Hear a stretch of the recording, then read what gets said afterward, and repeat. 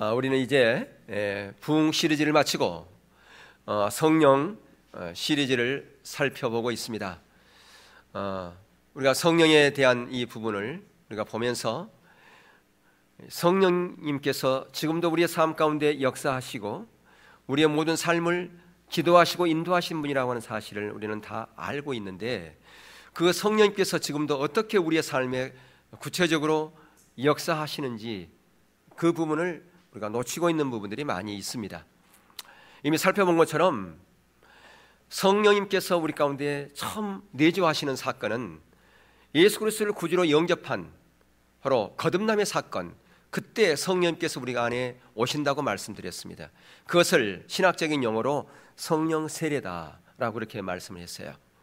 그런데 그것으로 끝나는 것이 아니라 성령은 지속적으로 성령님께서 우리 가운데 후속적인 성령의 역사로 임하신다라고 하는 것을 말씀해 주고 있죠. 오늘 본문의 말씀 우리가 지난주에 잠깐 살폈지만 이 두 가지 성령의 이 역사에 대해서 잘 설명해 주고 있는 성경 구절이 하나가 바로 오늘 우리가 본문으로 삼은 갈라디아서 3장 1절에서부터 5절 말씀이라고 하는 것입니다. 그래서 거기 1절에 보면 거기 뭐라고 되어 있습니까? 자, 어리석도 갈라디아 사람들아, 예수 그리스도께서 십자가에 못 박히신 것이 너희 눈앞에 밝히 보이거늘 누가 너희를 깨더냐 그랬어요. 왜 바로 이 깨더냐라고 하는 것은 언제 사용한 것이냐면, 에덴 동산에서 사단이, 뱀이 첫 사람 하와를 깰 때, 아담과 하와를 그렇게 깰 때 쓰는 용어와 동일한 용어입니다. 그러니까 사단이 우리를 계속해서 속이는데, 그 속이는 것은 뭐냐면 우리가 성령의 사람으로 살아가지 못하도록, 성령에 의한 삶을 살지 못하도록. 왜? 성령에 의한 삶을 살면 거기에 하나님의 놀라운 열매가 있거든요. 그리스도인 가운데 정말 능력 있는 삶을 살려면 성령에 의한 삶을 살아야 되거든요. 근데 그렇게 못 살게 우리를 속인다라고 하는 것입니다. 그러면서 그 2절에 뭐라고 말씀합니까? 너희가 성령을 받은 것은, 바로 이 성령을 받은 것은 언제 받은 것을 말합니까? 예수 그리스도를 구주로 영접한 거듭남의 그 사건 때, 그때 받은 것을 얘기하고 있어요. 그래서 이 헬라어 시제가 단순 과거형으로 되어 있는 것을 볼 수 있습니다. 헬라어의 단순 과거형은 과거의 하나의 점적인 그 사건, 그것을 말씀드린다고 제가 여러 번 강조했었습니다. 그리고 바로 그 다음에 설명되어지는 것도 너희가 이같이 어리석으냐, 성령으로 시작했다가 이제는 육체로 마치겠느냐. 그걸 보면 처음 성령을 받은 성령 세례의 사건을 것을 설명해 주고 있죠. 그런데 그 5절에서 나오는 거기에 너희에게 성령을 주시고, 이것은 성령 세례 사건을 말하지 않아요. 왜? 헬라어의 시제가 현재형으로 되어 있거든요. 그러니까 과거에 거듭날 때 성령 세례, 그것을 말하지 않는다 그 말입니다. 이건 현재형이기 때문에. 헬라어 현재형은 행동의 반복뿐 아니라 시간적인 반복이에요. 그러니까 계속해서 반복적으로 말하는 것이죠. 그러니까 여기서 쓰인 현재형은 시간적으로 현재일 뿐 아니라 행동의 반복을 설명할 때 헬라어 시제의 현재형을 사용합니다. 그러니까 우리가 내주하는 성령님이 계시지만, 그러나 계속해서 성령께 민감해서 성령의 인도하심을 따라 살 뿐 아니라 성령께 반응하여 성령의 충만한 그런 삶을, 성령의 능력의 삶을 계속해서 살아갈 때 우리 가운데 진정한 승리가 있고, 사단의 속임에 빠지지 않을 뿐 아니라 우리가 이 땅 가운데 살아갈 때 하나님의 정말 은혜로운 삶을 살아갈 수 있다라고 하는 것을 우리 가운데 말씀해 주고 있다라고 하는 것입니다. 이처럼 바로 성령님께서 후속적인 성령의 역사인 것을 볼 수 있죠. 그런데 어떤 데서는 이런 후속적인 성령의 이 역사를 부정하는 학자들도 있습니다. 그리고 성령에 있던 은사들, 이 부분들을 부정하지요. 그런 부정하는 그런 학자들도 있는데, 어떻든 이 본문의 말씀에서 우리가 지난주에 잠깐 살폈지만 세 가지 부분을 볼 수 있다고 말씀했어요. 지속적으로 임하시는 것과 하나님께서 우리 가운데 능력으로 역사하시는 것이 서로 연관되어 있다. 그 무슨 얘기냐면, 우리 매 순간마다 우리 안에 내주하는 성령님과 친밀한 교제를 가지고 그분께 민감한 그런 삶을 살아갈 때 거기에 성령님께서 능력으로 임하시지, 성령께 민감한 삶을 살아가지 않은 그런 사람에게 능력이 임하지 않는다 그 얘기예요. 우리는 생각할 때 내가 임의대로 그냥 살아가면서 어떤 일이 주어졌을 때 성령님 이때 능력으로 임하셔서 이 일을 해결해 주세요, 문제 해결해 주세요, 그렇게 기도하는 경우가 많은데 그게 아니라는 거죠. 내주하는 성령님께 민감해서 그분의 인도하심을 따라가는 그런 삶을 살아가는 그런 삶 가운데 뭐가 함께 하신다? 능력, 성령으로 인도하시는, 임재하시는 그 능력이 함께 하신다 그 말이에요. 그러니까 내주하는 성령님과 성령의 충만함, 후속적인 그 성령의 역사는 관련이 없는 게 아니라 그 말이에요. 별개가 아니라 그 말입니다. 매우 밀접한 관련이 있다라고 하는 것을 우리 가운데 말씀해 주고 있어요. 예. 두 번째, 여기서 후속적인 성령의 역사는 한 번으로 끝나는 것이 아니라 반복되어졌다 그 말입니다. 그러니까 내가 어제 성령님께서 나에게 강력하게 임했으면 그것을 만족하지 말고, 아니 과거에 오래전에 내가 성령의 강한 어떤 능력을 받았다 그러면 그것으로 만족하지 말고 지속적으로 계속해서 성령님께서 나의 삶 가운데 기름 부어달라고, 통치해달라고 우리가 기도할 필요가 있다 그 말입니다. 근데 이러한 후속적인 성령의 역사는 모두가 다 믿음으로 되어진 것이지 우리의 행위로 되어진 게 아니라, 기도를 얼마 했더니 40일 작정 기도했더니 철화했더니 그의 대가로 주어진 것이 아니라고 하는 것이에요. 우리는 너무나 많이 그런 어떤 성령의 능력이 어떤 대가로, 기도의 결과로 주어진 것처럼 생각하는 사람이 많은데 아니라는 거죠. 우리의 구원도 마찬가지고 우리의 모든 삶의 모든 신앙생활의 영역은 대가로 주어진 게 아니에요. 전적인 하나님의 은혜로 주어진 것입니다. 내가 다른 사람보다 더 어떤 부분에서 좀 뛰어난 달란트가 있다, 그것은 나 때문이 아니에요. 내가 어떻게 특별히 하나님께 헌신했기 때문에 주어진 게 아니라는 거죠. 네. 전적인 하나님의 은혜로 되어졌음을 우리는 항상 기억할 필요가 있어요. 그래서 우리가 마음이 높아지면 안 됩니다. 네. 내가 이것을 어떤 사람은 그렇게 얘기를 합니다. 어떤 그분에게 정말 성령의 기름 부음이 있는데 다른 사람에게 좀 이렇게 안수하면, 그러니까 이 사고도 잘못된 것이지만 다른 사람에게 기도하면 그 어떤 능력이 다른 사람이 전수된다고 생각하는 사람들이 있어요. 그래서 저 좀 기도해 달라고 이렇게 하면 내가 어떻게 받은 것인데 내가 어떻게 기도해줘? 이렇게 말하는 사람들이 있어요. 내가 어떻게 받은 것인데. 그것은 뭐예요? 자기 때문에 받은 것이, 자기의 헌신 때문에, 자기 노력 때문에 받은 것을 생각하는 사람이 있다 그 말이에요. 전혀 아닙니다. 우리 때문에 주어진 게 아니에요. 전적인 하나님의 은혜로 주어진 것인 것을 우리는 기억할 필요가 있어요. 그래서 항상 우리는 겸손해야 돼요. 그리고 은사도 마찬가지입니다. 은사는 하나님의 성령의 나타나심이에요. 나타나심이라고 하는 것은 그분의 전적인 주권이라 그 말입니다. 우리 때문이 아니라는 것이죠. 그러니까 내가 다른 사람의 어떤 특별한 은사가 주어졌다, 그것은 나 때문에 주어진 것이 아닌 것을 기억해요. 그리고 그것은 믿음하고 상관이 없다고 제가 말씀을 여러 번 드렸는데 우리는 그 말을 금방 잊어버려요. 그 사람이 특별하기 때문에 은사가 부어진 게 아니라니까요. 신앙생활 하루 한 사람도 강력한 은사가 부어질 수 있어요. 믿음 때문에 그런 겁니까? 아니죠. 은사 때문에, 그분의 그 은혜로 주어진 것이죠. 자, 그래서 성령님께서 이렇게 우리 가운데 부어주시는데 이게 왜 성령님께서 우리 가운데 역사하시는가? 그것은 하나님의 약속 때문에 그런 거예요. 어디에 그런 말씀이 있는가? 갈라디아서 3장 13절 14절 보십시오. 거기 보면 그리스도께서 우리를 위하여 저주를 받은 바 되사 율법의 저주에서 우리를 속량하셨으니 기록된 바 나무에 달린 자마다 저주 아래 있는 자라 하였습니다. 이는 그리스도 예수 안에서 아브라함의 복이 이방인에게 미치게 하고 또 우리로 하여금 믿음으로 말미암아 성령의 약속을 받게 하려 함이니라. 바로 하나님께서 영광을 받으셨다 하는 그런 의미는, 예수님께서 영광을 받으셨다는 그 의미는 뭐냐면 그분께서 이 땅 가운데 육신의 몸으로 오셔서 고난받으시고 십자가에 달려 죽으시고 부활하고 승천하신 그것을 예수님의 영광을 받으셨다 그렇게 표현을 합니다. 근데 그것은 왜 예수님께서 영광을 받으셨습니까? 가장 먼저는 아브라함에게 약속했던 하나님의 놀라운 복이 이방인에게 열방 가운데 전파되기 위해서 온 인류가 구원받기 위함이고, 또 하나의 뭐 때문에 예수님께서 영광을 받으셨다고요? 왜 예수님께 십자가 지셨다고요? 거기 뭐라고 그랬습니까? 예, 우리로 하여금 믿음으로 말미암아 성령의 약속을 받게 합니다. 그러니까 성령의 약속, 이 약속을 받은 것은 우리의 행위가 아니라 뭐로 되어진 거라고요? 믿음으로 되어진 거란 말이에요. 믿음. 예, 믿음도 하나님의 은혜로 주어진 것이죠. 근데 여기서 성령은 하나님의 약속이에요.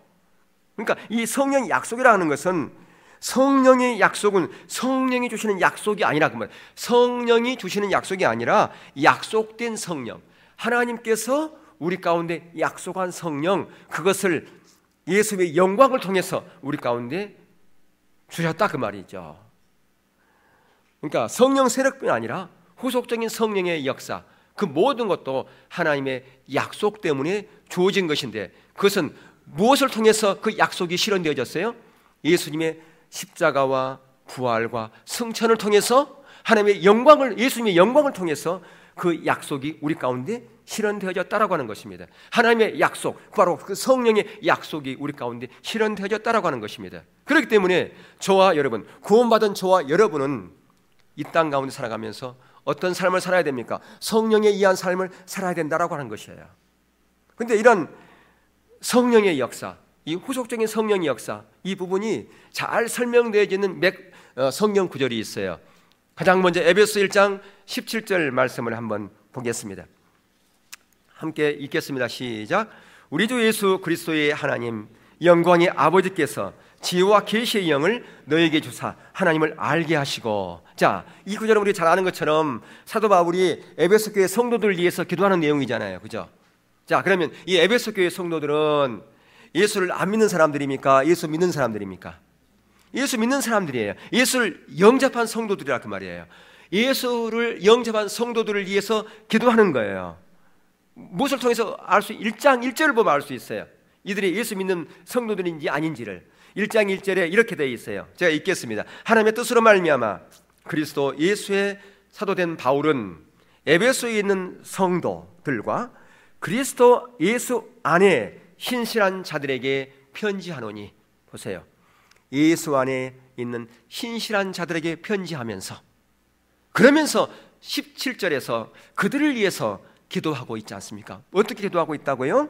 우리 주 예수 그리스도의 하나님, 영광의 아버지께서 지혜와 계시의 성령을 너에게 주사, 누구를 알게 하시고? 하나님을 더 깊이 알게 하시고. 우리가 하나님을 더 깊이 아는 것은 이 지식으로 되어진 것이 아니기 때문에 그런 거라 그 말이에요. 성령의 그분의 비추심을 통해서만이 하나님을 알기 때문에. 왜요? 그분은 영이시기 때문에, 그분은 인격이시기 때문에 우리의 지혜로 알 수 있는 게 아니에요. 우리의 지식으로 알 수 있는 게 아니라 그 말입니다. 성령의 그분의 능력으로만, 성령의 비추심을 통해서만이 하나님을 깊이 알 수 있기 때문에, 그것을 위해서 지금 에베소 교회 성도들 위해서 바울이 기도하고 있는 것이죠. 자, 그리고 에베소 3장 16절 17절을 보면 그 영광의 풍성을 따라 그의 성령으로 말미암아 너희의 속사람을 능력으로 강건하게 하옵시며 믿음으로 말미암아 그리스도께서 너희의 마음에 계시게 하옵시고. 이 1장의 기도와 좀 비슷하잖아요. 여기 보면, 예, 그러니까 동일하게 예수 믿는 성도들을 위해서 기도하는데, 근데 이 기도 내용이 좀 특이해요. 그 영광의 풍성, 그라고 하는 것은 누굽니까? 하나님을 얘기하는 거예요. 하나님의 영광의 풍성을 따라. 그러니까 하나님의 놀라운 영광의 풍성을 따라서 능력을 부어주시되, 그러니까 하나님의 능력을 부어주시되, 그냥 능력이 아니라 하나님의 놀라운 풍성한 능력. 하나님의 놀라운 풍성한 능력이 어떤 능력이겠습니까? 한번 생각해 보세요. 하나님의 놀라운 풍성한 능력이, 예를 들면 양농이의 물로 얘기하면 양농이의 물과 같은 그런 양의 그런 능력이겠어요? 아니면 태평양의 물과 같은 그런 능력이겠어요? 태평양 같은 그런 능력, 그런 능력을 지금 부어달라고 기도하고 있다니까요. 그러니까 우리가 기도하도 마찬가지예요. 하나님의 그 놀라운 풍성한 태평양 같은 그런 큰 능력, 그보다 더 큰 능력이죠. 하나님의 능력은. 그런 능력을 부어달라고 우리가 기도해야 된다 그 말이에요. 아멘. 지금 제 얘기가 아니라 사도 바울이 지금 그렇게 기도하고 있단 말이에요. 이 기도가 지금 그냥 자기가 기도한 게 아니라 성령의 감동을 따라서 지금 기도하고 있는 거예요. 그렇게 하라는 거죠. 이 얘기는 뭐냐 하면 그런 능력이 하나님께 있기 때문에 그렇다고 말이에요. 하나님께 있을 뿐 아니라 그런 능력을 우리 가운데 부어줄 수 있다 그 말이에요.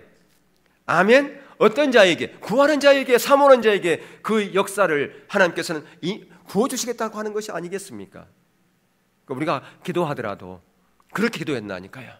하나님의 능력은 태평양보다 더 크지 않습니까? 온 우주를 덮고도 남을 그런 하나님의 능력, 그런 능력을 우리 가운데 부어주세요.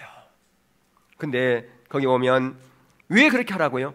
속 사람을 능력으로 강건하게 하시고 우리의 속 사람을 바뀌게 할 수 있는 분은 성령님인데, 바로 그러한 강력한 성령의 능력이 임할 때 우리의 속 사람이 변화될 수 있다, 그 말입니다.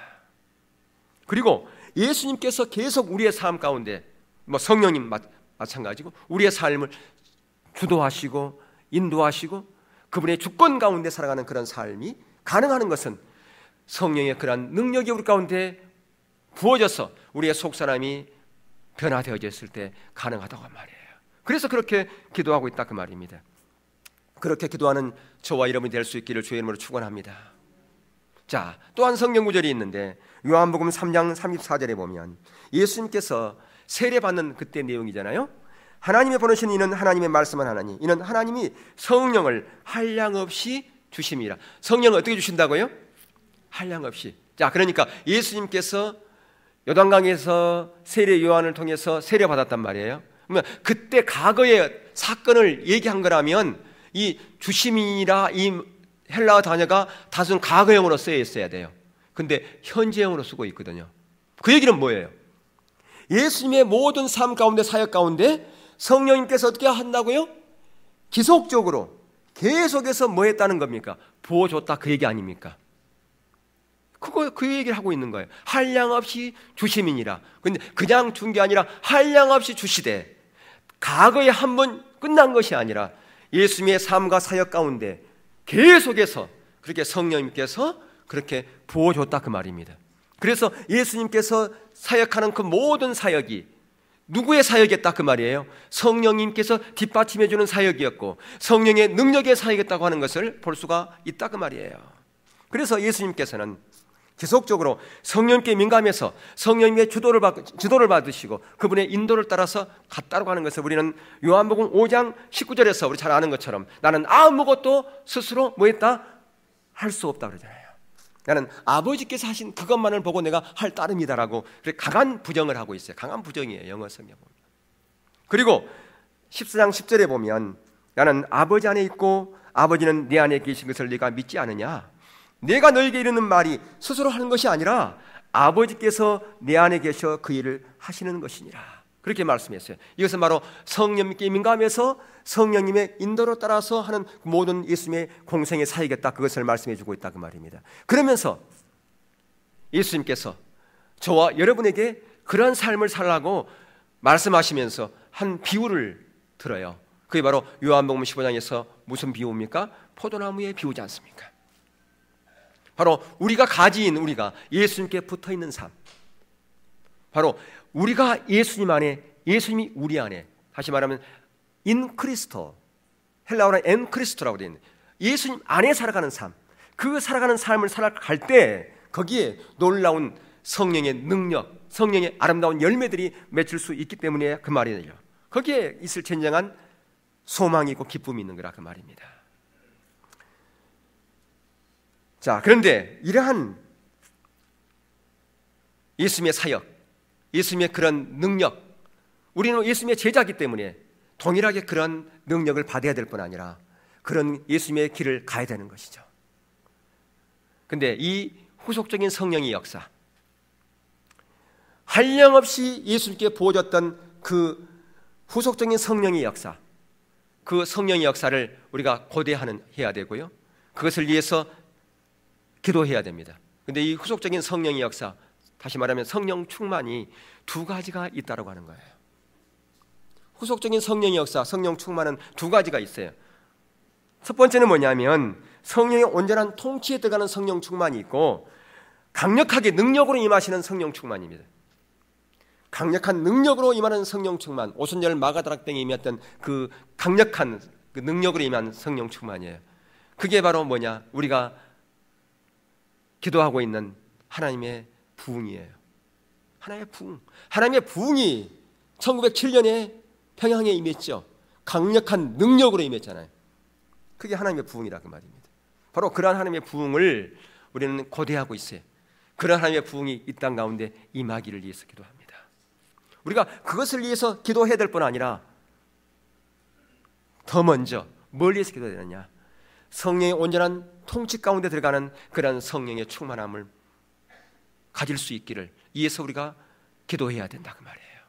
그래서 오늘 이 시간에는 무엇을 살펴볼 것이냐? 후속적인 성령의 역사 중에서 성령의 온전한 통치에 들어가는 성령 충만에 대한 부분을 살펴보려고 해요. 자, 저번에도 여러분들 내가 거기에 설명을 해놨지만 성령의 온전한 통치에 들어가는 성령 충만은 저와 여러분 모든 성도가 성령의 온전한 통치와 지배 아래 있는 상태예요. 성령님의 어떤 상태라고요? 어떤 상태라고요? 그분의 통치, 지배 아래에 있는 상태라 그 말이에요. 그게 성령 충만의 첫 번째예요. 근데 이 성령 충만은 신앙인인 그리스도 안에서 성숙한 성품이나 자질, 이것이 반영되어지는 겁니다. 우리의 삶이 변화되는 것, 우리의 자질이 변화되는 것, 우리의 속사람이 강건하게 되는 것, 그것은 모두가 다 이 성령 충만을 통해서 가능한 것인 거예요. 그러니까 우리가 일반적인 모든 삶 가운데서 이런 성령의 충만함을 받아야 돼요. 특히 이 성령 충만은요, 내주하는 성령 충만, 그러니까 성령 세례와 뗄래야 뗄 수 없는 밀접한 관련이 있습니다. 내주하는 성령 세례 받은 자, 다시 말하면 거듭난 자만이 이 성령 충만이 가능해요. 구원 못 받은 사람이 이런 성령 충만 있을 수 있어요, 없어요? 없지요. 그러니까 우리 안에 계시는 그 성령님께 계속해서 민감함을 가지고 그분께 귀 기울이고 그분의 인도를 따라갈 뿐 아니라 그분께 순종하는 삶을 살아갈 때, 그럴 때 이 삶이 가능해요. 그렇지 않으면 아무런 역사도 일어나지 않습니다. 나는 예수 믿었으니까 내 안에 성령님이 계셔, 그걸로 그냥 만족하고 그것으로 끝나면 성령님의 온전한 통치 가운데 들어가는 성령 충만은 기대할 수가 없다 그 말입니다.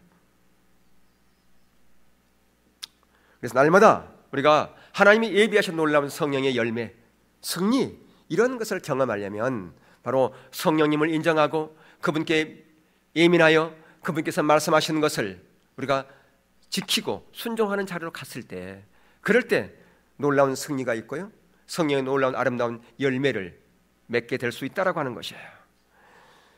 자, 그래서 거기에 이 부분에 좀 설명을 하면 갈라디아서 5장 16절 25절을 보면, 거기 보면 무엇에 대해 강조하고 있냐면 성령님과 동행하는 삶을, 발을 맞추는 삶을 살아라, 그 얘기하고 있어요. 갈라디아서 5장 16절, 내가 이르노니 너희는 성령을 쫓아 행하라. 그리하면 육체의 욕심을 이루지 아니하리라. 만일 우리가 성령으로 살면 또한 성령을 행할지니 그랬어요.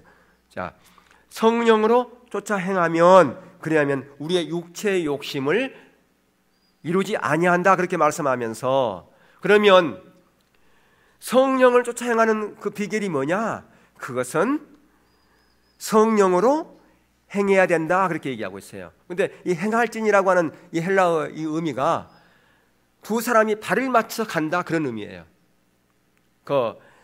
군대에 이렇게 보면 퍼레이드 하면 딱 이렇게 이 군악대에 맞춰서 잘 맞지요. 근데요, 구호를 안 외쳐도 하나 둘 안 해도 착착착 맞아 갈 수 있어요. 왜? 하도 이렇게 많이 하면요, 이게 돼요. 척척척. 특히 아스팔트 위에서 걸어가면 한 사람이 걸어가는 것처럼 40명이 걸어가도 척척척 이렇게 걸어가는 거예요. 해보셨어요? 안 해보셨잖아요. 저는 해봤거든요. 그게 가능합니다. 한 사람이 걸어가는, 누가 하나 둘 외치도 않아요. 그냥 착착착 한 사람이 외치는 거, 걸어가는 것처럼 오와이를 딱 맞아가지고 그렇게 걸어가. 특히 아스팔트 위에서 걸어가면 이게 뭐냐? 바로 성령님과 동행하는 거예요. 발을 맞춰 간다 그 말입니다. 한 사람이 걸은 것처럼 그렇게 걸어가는 거, 그게 바로 성령의 온전한 통치를 받는 것이고 성령과 동행하는 삶을 살아가는 것이다 라고 하는 것입니다. 그래, 이렇게 성령과 동행하는 삶을 살아갈 때, 이런 삶을 살아갈 때 성령의 은사가 임했을 때 그것은 하나님의 영광을 사용하는 거예요. 이런 삶을 안 살아도 성령의 은사는 보여줄 수 있어요. 성령의 은사는 나타남이기 때문에 그래요.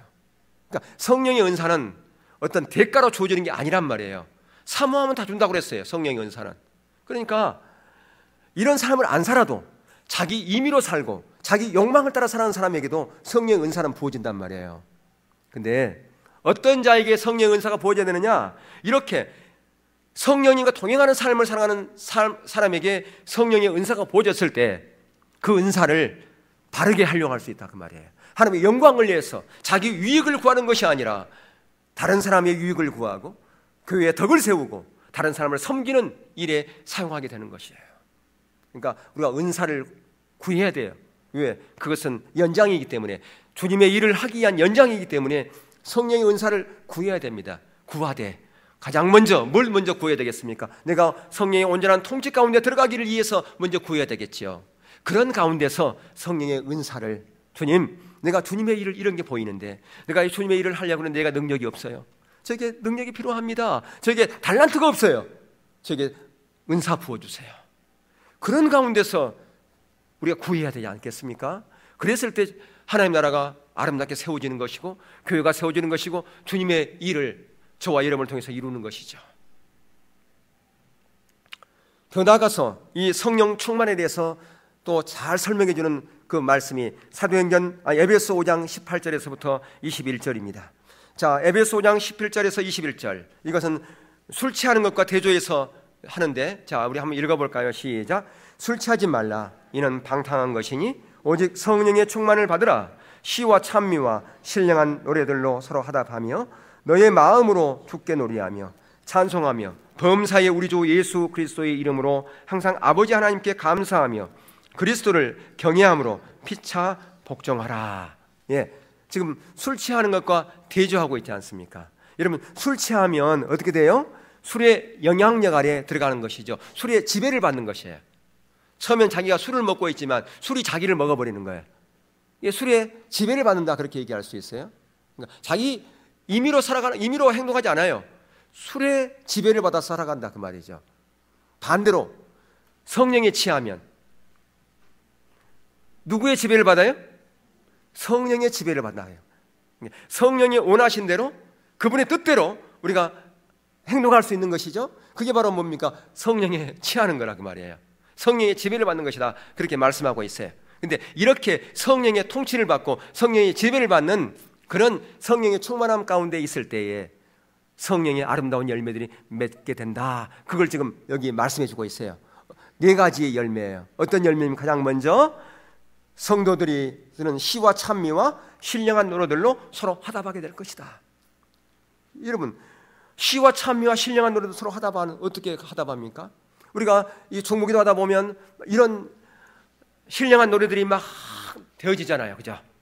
찬양하면서도, 어제도 우리가 5시에 찬양하는데 찬양 가운데서 이런 시와 찬미와 신령한 노래들로 서로 화답하는 막 그런 시간이 있었잖아요. 그게 되어지는 거예요. 예. 영의 찬양이 막 나오면서 성령님께서 그 기도회로 막 이끌어가고요. 성령님께서 그 찬양과 경배 시간을 이끌어가는 거예요. 사람이 이끌어가는 것이 아니라. 그게 뭐냐?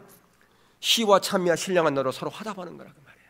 성령이 강력하게 역사하니까 그런 아름다운 열매들이 있게 된다고 하는 거죠. 그 다음에 2번째, 마음에서부터 주께 노래하며 찬양할 수 있는 거예요. 그렇게 성령이 강력하게 있을 때 내가 가사 하나하나에 내 마음을 실어서 하나님 그분만 바라보면서 진정한 경배가 되어진 거라 그 말이죠. 우리가 찬양과 경배를 하고 있지 않습니까? 예. 우리가 너무 익숙한 찬양을 하면 마음이 안 실려요. 그리고 직접 합법 찬양이 안 되면 간접 합법 찬양을 하면 하나님께 경배가 안 된다 그 말이에요. 근데 마음에서부터 주께 마음을 실어서 경배를 하게 돼요. 그게 바로 뭡니까?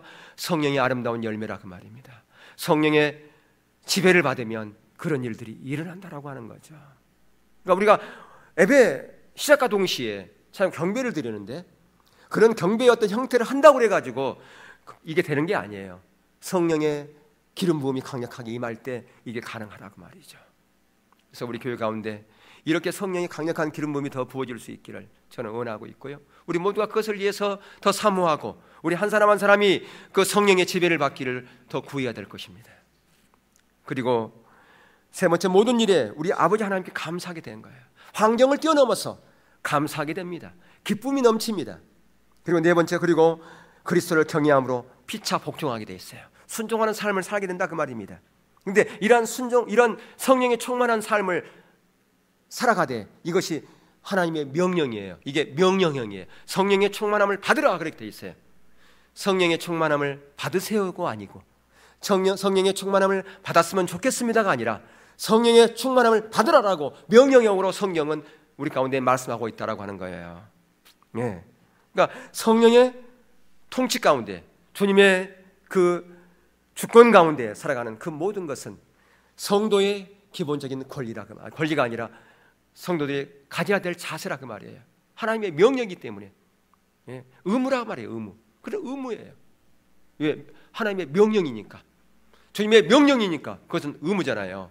예, 우리나라 법에도 보면 의무가 있잖아요. 그 의무는 지켜야 되는 거예요. 국방의 의무 안 지키면 어떻게 됩니까? 벌을 받잖아요. 그 의무니까. 하나님의 그것은 법이니까, 명령이니까 우리가 지켜야 된다 그 말이에요. 그러니까 순종해야 된다. 피차 복종해야 돼요. 순종해야 돼요. 아닌데요? 제 생각으로는 그게 아닌 것 같습니다. 그게 아니라 그 말이에요. 그런데 이 명령은 현재형으로 되어 있어요. 명령을 순종하되 한 번으로 끝나는 것이 아니라 어떻게 하라고요? 지속적으로 순종하라 그 말입니다. 지속적으로 지키라 그 말입니다. 계속해서요. 그렇게 됐을 때 우리가 예수 그리스도의 형상으로 변화되어지는 것이고요, 주님의 아름다운 열매를 맺게 된다 그 말이에요. 그래서 성경에 보면 초대교회 7 집사를 뽑을 때 바로 이런 사람들을 뽑았다는 것을 볼 수가 있지요. 여러분 잘 아는 것처럼 거기 보면 사도행전 6장에 보면 7 집사를 뽑는 그 내용이 나오잖아요. 형제들아 너희 가운데서 어떤 사람 뽑으라고 그러는가요? 성령과 지혜가 충만하여 칭찬 듣는 사람 7을 택하라. 성경 지식이 많은 사람 뽑으라는 게 아니었어요. 세상적인 경험이 많은 사람 뽑으라는 게 아니었어요. 학식이 많은 사람, 공부 많이 한 사람 뽑으라는 게 아니었어요. 가장 먼저 뭐가요? 성령과 지혜가 충만하여 칭찬 듣는 사람 7을 택하라 그랬어요. 그래서 온 무리가 이 말을 듣고 기뻐하여 믿음과 성령이 충만한 사람을 뽑았는데 그게 7사람이잖아요. 예. 자, 이런 사람들, 오늘날 교회가 이런 사람들이 일꾼이 돼야 되는 거예요. 그렇지 않은가요? 여러분들은 다 일꾼이에요. 저와 여러분 다 모두가 일꾼입니다. 한 사람도 일꾼이 아닌 사람이 없어요. 왜? 우리는 다 왕 같은 제사장이니까. 그렇죠? 다 우리는 일꾼이란 말이에요. 과연 우리는 이런 성령의 충만함 가운데 있는지를 우리 자신을 한번 봐야 돼요. 자, 근데 이 성령에 충만한 사람 그 7 집사 중에서 한 사람을 제가 소개하고 오늘 마치려고 그러는데요. 빌립이라고 하는 빌립 집사가 있었어요. 자, 빌립 집사가 사역을 감당할 때요, 사도행전 8장을 한번 펴서요. 성경을 한번 보셔야 돼요. 이건 여기 안 띄웁니다. 정신 이제 차려야 되니까. 졸음이 오는 사람도 정신을 바짝 차리고요. 내가 성령 충만한 사람 빌립과 같이 돼야 되겠다. 그런 마음가짐을 가져야 된다 그 말이에요. 사도행전 8장 5절 보면, 자, 빌립이 어디 가서 복음 전했습니까? 사마리아 가가지고요. 사마리아 가서 복음 전하는 것이 그 당시에 쉬웠을까요? 어려웠을까요? 매우 어려웠어요. 예, 사마리아는 어떤 땅이었습니까? 사람들로부터 버림받은 땅이었어요. 손가락질 당한 조롱받는 땅이었어요. 왜 그랬을까요? 북쪽 이스라엘이 아수르에서 멸망당하면서 아수르가 이 사마리아 지역에 하나의 정책적으로 뭘 했느냐 하면 이방인들을 대거 이쪽으로 투입했어요. 뭐 하기 위해서? 혼혈 정책을 쓰기 위해서. 그래서 이 사마리아 지역에 혼혈이 많았습니다. 그러다 보니까 이 남쪽 유대인들이 이 사마리아 사람들을 상종도 하지 않고요, 예, 그들을 사람 취급도 안 했어요. 그래서 저 북쪽 단지역으로 가려면 사마리아를 통과해서 가면 빠른데 사마리아로 안 가고요, 저 동쪽 요단강을 건너가지고, 그래가지고 지금 요르단 땅을 거쳐가지고 돌아서 갔어요. 이런 땅이었어요. 편견이 있는 땅, 벽이 있는 땅. 근데 지금 빌립은 평상시 갔으면 안 갈지 몰라요. 편견이 있으니까. 근데 성령 충만하니까 갔어요.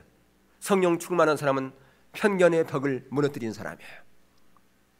예, 할 수 없는 것을 가능케 한 사람이 누구냐? 성령 충만한 사람이다 그 말이에요. 사람들은 안 돼. 사람들은 편견을 가지고 그렇게 도외시하는 그것을 기쁨으로 간다 그 말이에요. 다른 사람은 다 안 된다고 얘기하고, 다른 사람은 가지 말라고 얘기하고, 다른 사람은 거기는 안 돼라고 말하는데 가는 거예요. 성령 충만한 사람은 가니까 어떻게 됩니까? 그 벽이 완전히 무너져 버리지 않습니까? 사도행 1장 8절의 말씀처럼 우리 가운데 성령의 권능이 임하면 유다와 예루살렘과 유다뿐 아니라 어디까지? 사마리아 온 땅끝까지 하나님의 복음이 증거된다고 말씀한 그 하나님의 약속이 지금 빌립을 통해서 하나하나 실현되어 가고 있지 않습니까? 거기에 복음을 전하니까 거기에 어떻게 됐어요? 8절에 보니까, 아니 7절에 보니까, 예, 보세요. 표적도 보고 한 마음으로 그가 하는 말을 따르듯 순종했다 그 말이에요. 순종하고 7절에 많은 사람에게 붙었던 더러운 귀신들이 크게 소리 지르고 나가고, 중풍병자, 못 걷는 사람, 많은 사람들이 치유될 뿐 아니라 그 성에 뭐가 가득했어요? 기쁨이 가득했다 그 말이에요. 성령 충만한 한 사람을 통해서 한 성이 복음화되어지고 거기에 놀라운 기쁨이 가득했다. 한 사람을 통해서 가정이 복음화되고 가정이 변화되어지고 한 가정이 즐거운 노래가 가득했다라고 하는 거죠. 그리고 그가 이제 26절에 가니까 성령님께 주의 사자가 그를 어디로 보냅니까? 어디로 가라고 그래요. 예. 주의 사자가 빌립에게 말하여 이르되 일어나서 남쪽으로 향하여 예루살렘으로 가라고 그래요. 예루살렘으로. 지금 이 얼마나 큰 하나님의 역사입니까? 거기에 지금 도취되어 있는 이 빌립에게 그 자리를 떠라는 거예요. 여러분 같으면 그 자리를 뜨기 쉬웠겠어요? 지금 한참 성도들이 세워지고 교회가 세워지고 그랬는데 그거 내려놓고 너 저 시골로 가. 한 사람도 없는데 그러면 가기 쉬울까요? 목회자 같으면? 지금 한참 사업이 잘 돼요. 사업이 잘 돼가지고 지금 막 매출이 막 오르는데 야 그거 너 다른 사람에게 줘버리고 너 다시 시작해라. 그러면 여러분 할 사람이 있어요 없어요? 아무도 없을 거예요 아마. 근데 지금 그가 바로 반응합니다. 바로 순종합니다. 왜? 성령이 충만하기 때문에. 그가 조금이라도 지체했으면 에디오페 내시를 만날 수 있어요 없어요? 못 만납니다. 내가 집에 가서 생각해 볼게요. 한번 내가 깊이 기도해 볼게요. 아닌데요 그것은요 제 상식으로는 도저히 그게 이해가 안 갑니다. 왜 안 갑니까? 광야로 가라. 광야로 가라 하잖아요. 도시로 가라 그러면, 새로운 도시로 마을로 가라 그러면 아멘 제가 가겠습니다. 거기서도 하나님의 역사를 제가 경험할 수 있습니다. 그랬을 거예요. 근데 광야로 가라. 광야에 뭐가 있어요? 아무것도 없는 광야에. 하나님 이상한 분이다. 어떻게 광야로 가라 그러느냐? 내가 잘못 들었을 거야. 광야로 가라는 거죠. 예, 성령 충만한 가운데 있으면 우리가 광야로 우리를 내보낼 수 있습니다. 왜 광야로 우리를 내보냅니까? 광야를 통과해야 진정한 그리스도인의 삶을 살아갈 수 있고 진정한 사역자의 길을 갈 수 있고 진정한 주님의 일꾼이 될 수 있기 때문에 그래요. 그래서 모세도 어디를 통과했다고요? 광야를 통과했어요. 하나님이 쓰시는 사람 많은 사람들이 다 광야를 통과했습니다. 모세가 광야를 통과했고요.